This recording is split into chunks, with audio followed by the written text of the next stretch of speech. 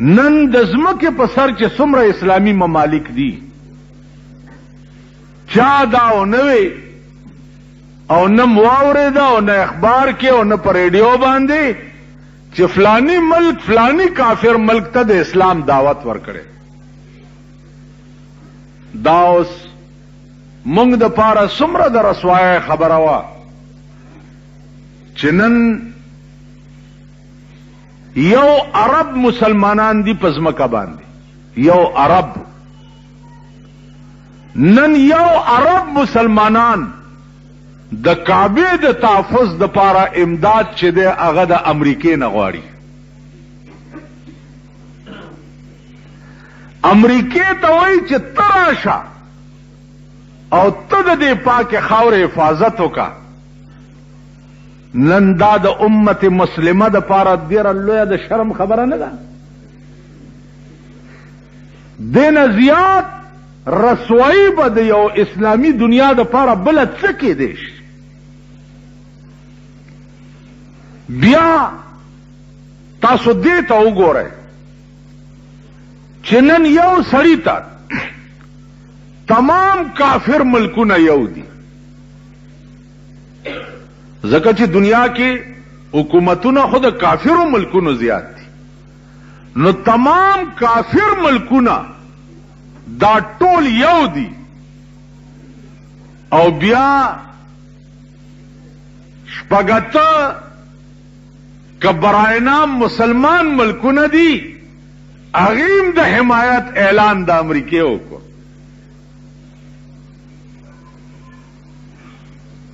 داغه وجه څه ده؟ داغه وجه دا ده چې مونږ کې ایمان نشته، مونږ کې دین نشته. مونږه کې که ایمان وې نو نن هغه کربلا چې دا ټوله دنیا یې مني،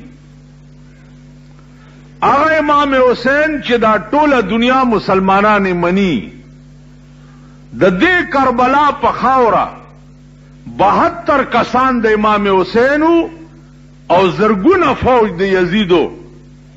امام حسین 72 په دې میدان کې قربان کړ او د یزید د طاقت په مخ کې سر ټیټ نه کړ. نن اصلي حسینی کا کېدی شي نو صدام حسین دی که نه دی؟ نن ورشه د هغه په ملک کې وګوره، ماسپخین مونځ یو جماعت کې کوي، مازیګر بل کې کوي، ماښام بل کې کوي، ماسخوتن بل کې کوي. یو زوی دی هغه ورسره یې پلار یې په مونځ ولاړ یا زوی دا پلار صفای لګیایي. کلاو ګرځي لکه د سپایانم ځان پټي.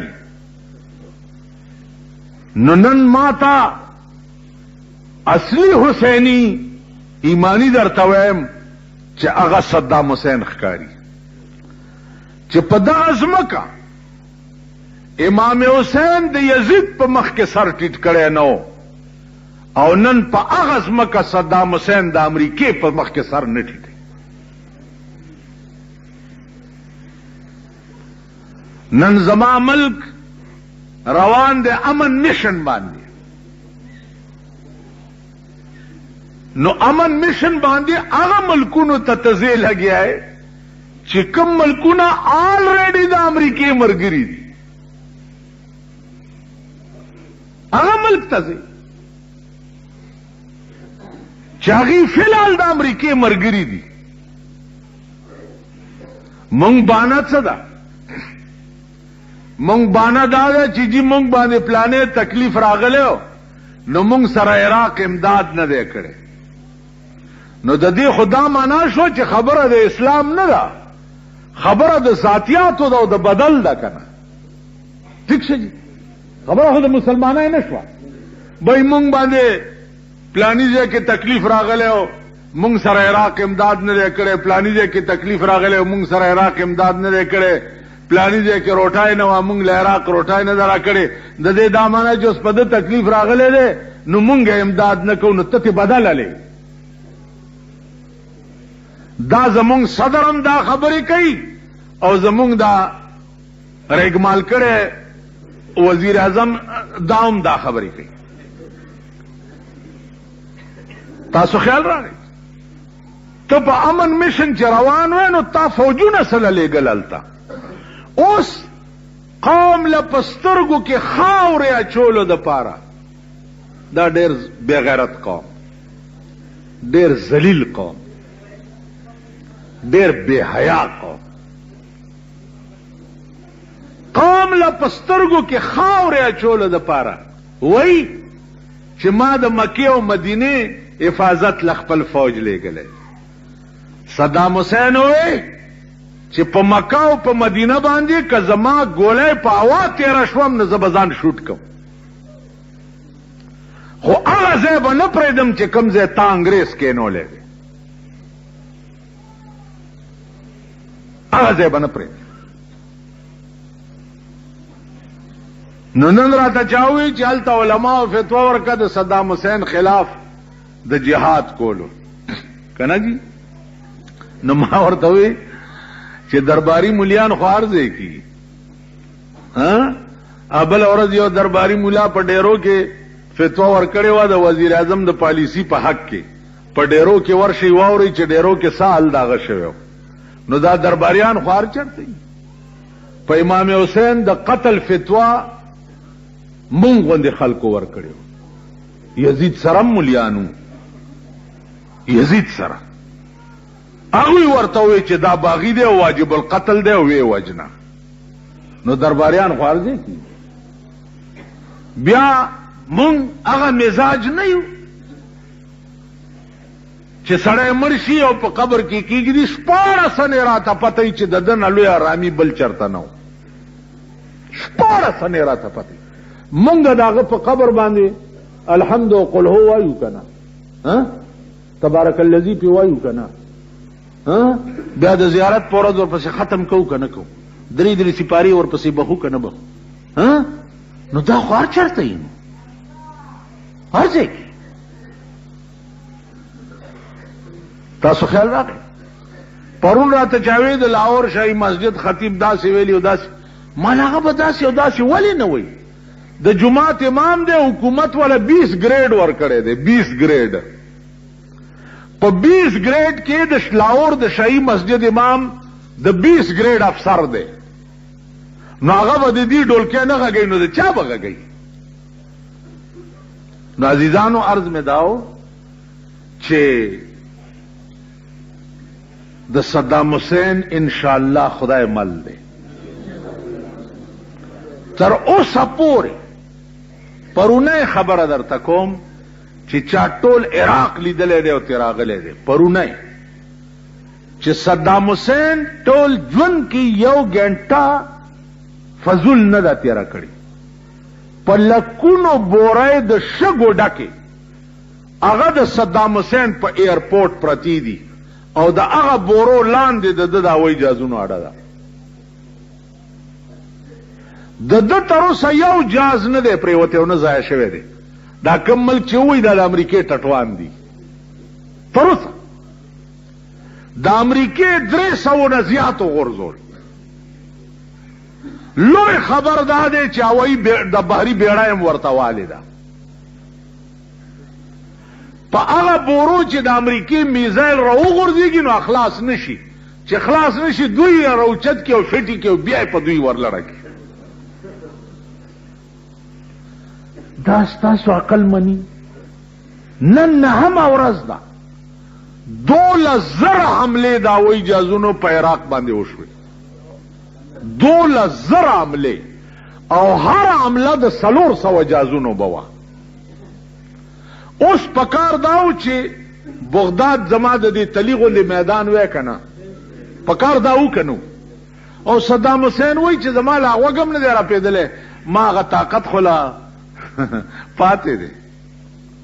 اوس امریکا دا اریانه ده چې دې صدام حسین هغه فوج چې په خاص وخت کې بیدار او باسي چې دا یې پټ کړی کوم ځای دی، ځای ورته نه معلومیږي. نو عزیزانو عرض مې داو چې د الله نوم یې اغستی دی، ما خو نه لیدلی دی نه مې کتلی دی، نه بغداد ته تلم، عرب ملکونه مې لیدلي، بغداد ما نه دی لیدلی. خو زه په خدای قسم درته خورم چې په دې فوټو کې مې دا لاسونه داسې په دعا لیدلي دي که نه، چې دړنه مې ورته دعا وځي چې خدای د ده ملا خو مه خړوه. دړنه بادشاهان او داسې دعا، دا دواړه لاسونه یې داسې کړي دي لکه دا یو ډېر عاجز سړی چې دعا کوي. زمونږ دا خویمخي چې دعا کوي دی داسې کوي. کوي که نه کوي؟ دا داسې کوي. هغه داسې کړي په ګوډو ناست دی او داسې کړي.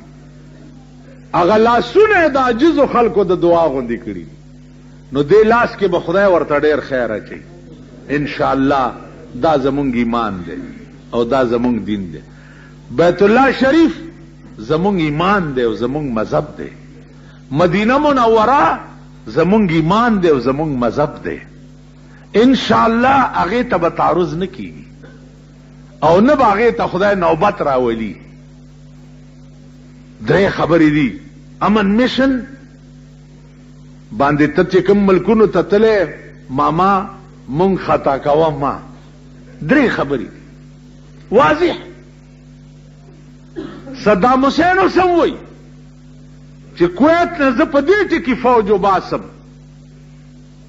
خو اسرائیل چې کوم یهود دي هغوی د بیت المقدس نه فوج وباسي.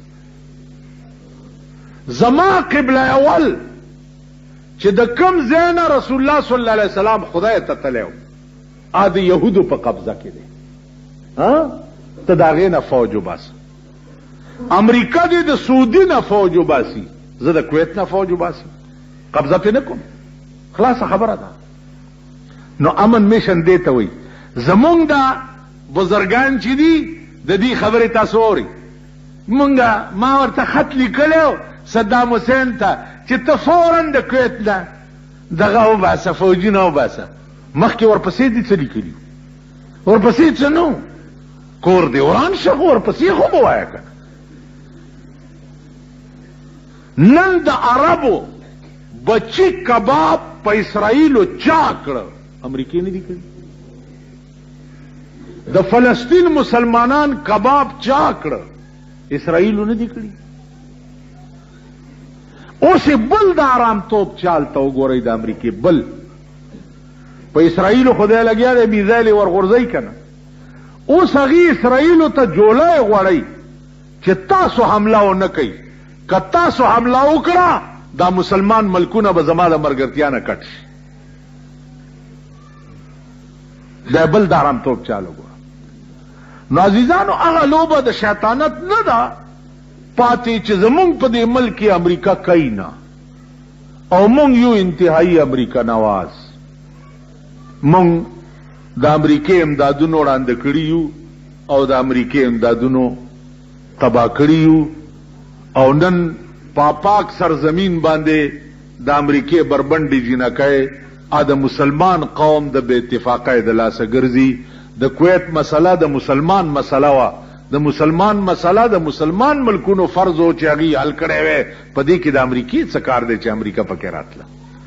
اوس بنیادی خبره بله واورئ اخیری. کویت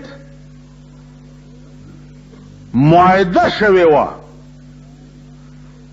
د امریکې سره چې دا د تیلو کوی به زه تاله در کوم. په لیز یې ورکړي دا کوی به تاله در کوم. 1,000 کوی باندې امریکې قبضه کوله او دلته خپله اډه جوړوله. صدام حسین وی چې دې ځای کې د امریکې اډه جوړه شي د مسلمان بیړه به تباه شي، امریکا به راشي د مسلمانانو په منځ کې به کیني. اوس خو 14,000 میله تې لرې ده که نه، بیا به راشي د مسلمان په منځ کې به د امریکې اډه